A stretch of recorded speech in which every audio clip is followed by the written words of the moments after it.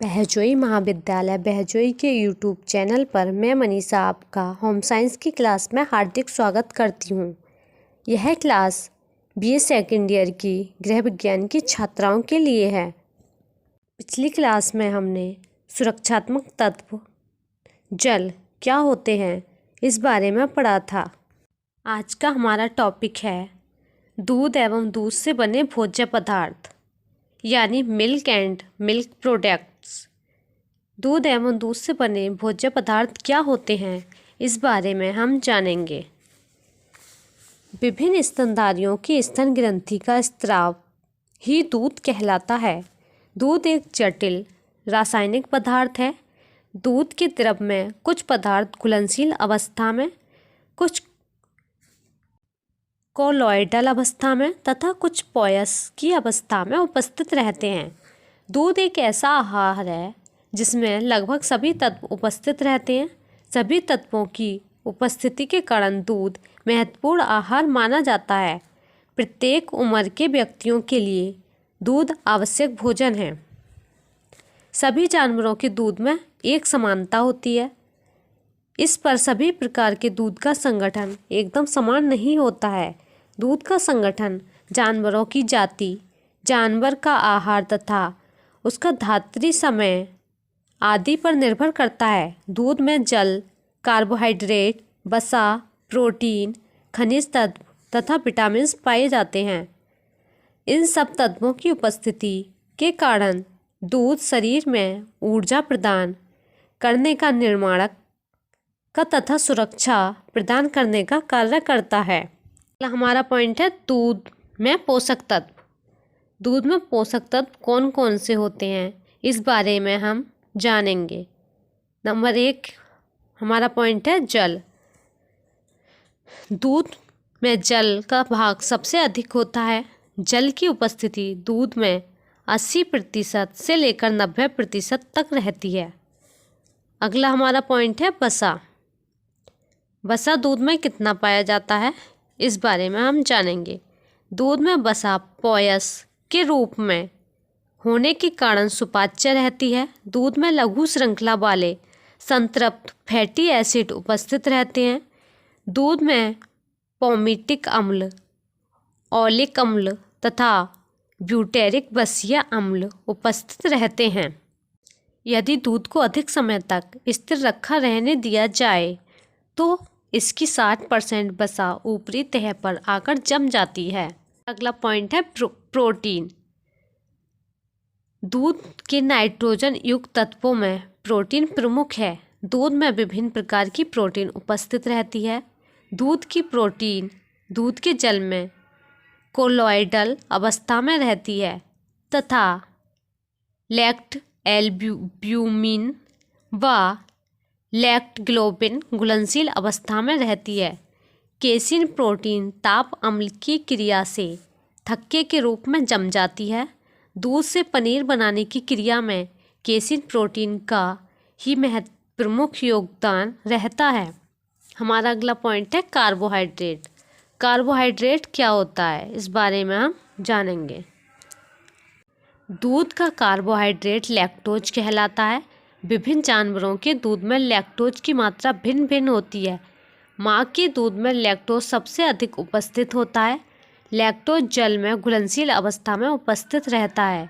यह सुक्रोज की अवस्था अपेक्षा कम मीठा होता है। यह शरीर में ऊर्जा देने के अतिरिक्त कैल्शियम व फास्फोरस के अवशोषण तथा शरीर में कुछ लाभदायक बैक्टीरिया उत्पन्न करने में सहायक होता है। हमारा अगला पॉइंट है खनिज तत्व। खनिज तत्व क्या होता है, दूध में खनिज तत्व की क्या उपयोगिता है इस बारे में हम जानेंगे। दूध जल जाने की क्रिया में जो कत्थई भूरे रंग का पदार्थ अवशेष बचता है वह वास्तव में दूध का भस्म खनिज तत्व ही है। दूध में कैल्शियम व फास्फोरस खनिज तत्व की मात्रा सबसे अधिक होती है। हमारा अगला पॉइंट है विटामिन। विटामिन क्या होता है, दूध में विटामिन की मात्रा क्या होती है इस बारे में हम जानेंगे। दूध में अनेक प्रकार के विटामिन उपस्थित होते हैं। विटामिन ए व विटामिन बी की अधिक मात्रा उपस्थित होती है। इस पर विटामिन सी व डी कम मात्रा में उपस्थित रहते हैं। विटामिन सी की मात्रा दूध को उबालने की क्रिया में नष्ट हो जाती है। हमारा अगला पॉइंट है एंजाइम्स। एंजाइम जो कि एक प्रकार के जीव उत्प्रेरक होते हैं, दूध में भी उपस्थित रहते हैं। दूध को बिना गर्म किए अधिक समय तक रखने पर दूध के एंजाइम दूध के तत्वों का विघटन करके उसको खट्टा कर देते हैं। दूध के विभिन्न तत्वों का विघटन करने वाले एंजाइम भिन्न भिन्न होते हैं, जैसे वसा को विघटन करने वाला लाइपेज आदि। दूध के रंग, कण तथा गैसें कैसी होती हैं, किस प्रकार दूध में इनकी उपयोगिता होती है, इस बारे में हम जानेंगे। दूध में फ्लेविन नामक रंग कण उपस्थित रहता है। इसके अतिरिक्त कार्बन, ऑक्सीजन तथा नाइट्रोजन आदि गैसों का समावेशन रहता है। हमारा अगला पॉइंट है दूध के प्रकार। दूध कितने प्रकार का होता है, इस बारे में हम जानेंगे। दूध के रूप व संगठन को ध्यान में रखते हुए दूध कई प्रकार के कहे जाते हैं, जैसे नंबर 1 संपूर्ण दूध, नंबर 2 वसा रहित दूध, नंबर 3 खमीरीकृत दूध, नंबर 4 गाढ़ा दूध, नंबर 5 पाउडर दूध। हमारा अगला पॉइंट है दूध से बने भोज्य पदार्थ।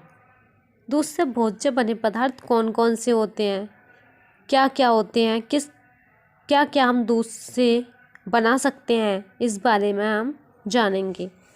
दूध से विभिन्न प्रकार के भोज्य पदार्थ तैयार किए जाते हैं।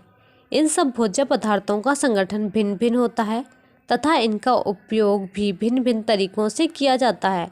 दूध के बने भोज्य पदार्थ क्रीम, मक्खन, घी, दही, छेना, पनीर, चीज़, खोआ आदि हैं। तो हमारा पहला पॉइंट है क्रीम। क्रीम क्या होती है, किस तरह से निकाली जाती है। यदि दूध को कुछ समय तक स्थिर रखा रहने दिया जाए तो दूध की वसा जल से हल्की होने के कारण दूध की ऊपरी सतह पर आ जाती है। यह ऊपरी सतह का दूध पृथक कर लिया जाता है तो यही क्रीम कहलाता है। हमारा अगला पॉइंट है नंबर 1 हल्की क्रीम। हल्की क्रीम किस तरह की होती है, जिसमें 15% से 20% वसा होती है। इसका प्रयोग फल, चाय या कॉफ़ी के साथ किया जाता है। नंबर 2 साधारण गाढ़ी क्रीम। इस क्रीम में 20% से 35% तक वसा होती है। इस क्रीम का प्रयोग आइसक्रीम बनाने में तथा केक व पेस्ट्री के सजाने या आइसिंग करने में किया जाता है। नंबर 3 गाढ़ी क्रीम। इस क्रीम में 35% से 40% या इससे भी अधिक वसा की मात्रा होती है। इसका प्रयोग मुख्य रूप से मक्खन निकालने के लिए किया जाता है। हमारा अगला पॉइंट है मक्खन। मक्खन किस तरह से दूध से अलग किया जाता है, इस बारे में हम जानेंगे। दूध की वसा को यदि दूध से अलग कर दिया जाए तो यह मक्खन कहलाता है। इसके लिए संपूर्ण दूध या क्रीम या दही को तीव्रता से मथते हैं, जिससे इनके वसा के कण जल से अलग हो जाते हैं। ये वसा के कण हल्के होने के कारण ऊपर चले जाते हैं तथा मक्खन के रूप में दूध या दही से निकाल लिए जाते हैं। मक्खन के साथ वसा के अतिरिक्त दूध के अन्य तत्वों जैसे पानी, खनिज लवण तथा केसिन की भी मात्रा उपस्थित होती है। हमारा अगला पॉइंट है घी। दूध से किस प्रकार घी निकालते हैं, इस बारे में हम जानेंगे। मक्खन को गर्म करके उसमें उपस्थित जल, प्रोटीन तथा खनिज तत्वों को जलाकर अलग करके निर्मित शुद्ध वसा को घी कहते हैं। अतः घी दूध की ही वसा है, जिसमें वसा के अतिरिक्त कोई अन्य तत्व नहीं होता है, जबकि मक्खन में वसा के अतिरिक्त दूध के अन्य तत्व भी उपस्थित रहते हैं। घी शुद्ध वसा होने के कारण अधिक समय तक सुरक्षित रखा जा सकता है। हमारा अगला पॉइंट है दही। दही किस प्रकार से जमाते हैं। दही दूध का जमा हुआ रूप है। यदि दूध में जामन लगाकर लैक्टिक अम्ल उत्पन्न किया जाए तो इस अम्ल की क्रिया से दूध की प्रोटीन जम जाती है। यह जमने की क्रिया दही का जमना कहलाती है। दही जमाने की उचित क्रिया इस प्रकार है। पहले दूध को उबालकर गुनगुना होने तक ठंडा किया जाता है। फिर उसमें दही जामन के द्वारा लैक्टिक अम्ल तथा लैक्टोबैसिलाई बैक्टीरिया पहुंचाए जाते हैं। लैक्टिक अम्ल तथा लैक्टोबैसिलाई दूध के लैक्टोज को लैक्टिक एसिड में परिवर्तित कर देते हैं। लैक्टिक एसिड के कारण दूध की प्रोटीन केसिन जम जाती है और दही का जमना कहलाता है। हमारा अगला पॉइंट है छेना या पनीर। छेना और पनीर हम किस प्रकार से निकालते हैं, इस बारे में हम जानेंगे। उबले दूध में नींबू का रस या टाटरी या फिटकरी अथवा दही डालने से दूध फट जाता है तथा दूध की प्रोटीन छोटे छोटे थक्कों के रूप में जम जाती है तथा दूध का पानी अलग हो जाता है। यदि दूध का पानी कपड़े से छानकर निकाल दिया जाए तो ऊपर का थक्का अलग हो जाता है। यही जमी प्रोटीन का थक्का छेना या पनीर कहलाता है। हमारा अगला पॉइंट है चीज़। चीज़ किस प्रकार से निकालते हैं, इस बारे में हम जानेंगे। पनीर को ही व्यापारिक रीति से अधिक समय तक संरक्षित रखने के ढंग से बनाए गए पदार्थ को चीज़ कहते हैं। चीज़ को बनाने के लिए दूध को रेनिन डालकर या बैक्टीरिया द्वारा उत्पन्न लैक्टिक अम्ल से फाड़ा जाता है। फिर दूध को छानकर पनीर तैयार किया जाता है। फिर इस पनीर में नमक डालकर पीसकर सांचों में दबा दिया जाता है जिससे अधिक से अधिक पानी निकल जाए। चीज़ में उपस्थित पानी की ही मात्रा चीज़ को नरम या कड़ा बनाती है। हमारा अगला पॉइंट है खोया। दूध से खोया किस प्रकार से बनाते हैं, इस बारे में हम जानेंगे। यदि दूध का पानी अग्नि पर जलाकर पूरी तरह सुखा दिया जाए तो बना हुआ पदार्थ खोया कहलाता है। इसमें दूध का जल अथवा अग्नि के प्रति संवेदनशील तथा भाप के रूप में उड़ने वाले तत्व नष्ट हो जाते हैं। दूध के अन्य तत्व जैसे प्रोटीन, वसा, कार्बोहाइड्रेट, खनिज तत्व तथा विटामिन ए खोया में उपस्थित रहते हैं। जल सूख जाने के कारण खोया गरिष्ठ होता है। विभिन्न पकवान जैसे गुलाब जामुन, बर्फी, लड्डू आदि तथा सब्जियां बनाने में खोया प्रयोग किया जाता है। हमारा अगला पॉइंट है विभिन्न अवस्थाओं में दूध की उपयोगिता।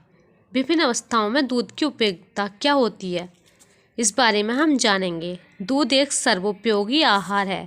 इसे सर्वोत्तम आहार भी कहा जाता है क्योंकि इसमें शरीर के लिए आवश्यक लगभग सभी तत्व उचित मात्रा में उपस्थित रहते हैं। जन्म के बाद पूर्ण बाल्यावस्था में दूध का विशेष महत्व है। पाचन क्रिया कमजोर होने के कारण शिशु अन्य कोई ठोस आहार नहीं ले पाता। उसके शरीर में तेजी से वृद्धि होने के कारण उसे उच्च प्रोटीन, खनिज तत्वों युक्त द्रव आहार आवश्यक होता है। उसको सुपाच्य ऊर्जा देने वाले तथा सुरक्षात्मक तत्वों की भी आवश्यकता होती है। यह सभी तत्व उसे दूध के द्वारा ही मिल पाते हैं। माँ का दूध पीने से शिशु को माँ के शरीर की एंटीबॉडीज भी प्राप्त होते हैं। किशोरावस्था भी तीव्र बुद्धि की अवस्था है जबकि निर्माणक तत्वों की आवश्यकता बहुत अधिक होती है। किशोरों को अन्य उपयोगी पदार्थ जैसे मांस, अंडा, सूखे मेवे के साथ साथ दूध भी आवश्यक होता है। प्रौढ़ों में भी शरीर में टूट फूट का निर्माण करने के लिए दूध की आवश्यकता होती है। वृद्धावस्था में जबकि पाचन क्रिया शिथिल हो जाती है तथा टूट फूट बढ़ जाती है, दूध विशेष रूप से अधिक महत्वपूर्ण होता है क्योंकि अन्य प्रोटीन युक्त भोज्य पदार्थ वह पचा नहीं पाता है। गर्भावस्था व दुग्धपान अवस्थाओं में बढ़ी हुई प्रोटीन, खनिज तत्व व विटामिन की आवश्यकता की पूर्ति दूध द्वारा ही संभव है। रोगी अवस्था में दूध विशेष रूप से प्रमुख आहार होता है। दूध व दूध से बने भोज्य पदार्थों में विभिन्नता अधिक होने के कारण भी दूध की अधिक उपयोगिता है। त्योहार पर मेहमान के आने पर, रोगी अवस्था में, स्वस्थ अवस्था में हर समय दूध महत्वपूर्ण भूमिका निभाता है। दूध का सर्वोत्तम आहार है, इस बारे में हम जानेंगे। नंबर 1 है दूध से प्राप्त होने वाले प्रोटीन। उच्च कोटि के होते हैं क्योंकि इसमें सभी आवश्यक अमीनो अम्ल उपस्थित होते हैं। नंबर 2, प्रोटीन तथा कैल्शियम के साथ साथ इससे ऊर्जा, उत्पादक तथा कार्बोज तथा वसा भी प्राप्त हो जाते हैं। दूध की वसा से वह बसीय अम्ल मिलते हैं जो कि स्वास्थ्य के लिए आवश्यक होते हैं।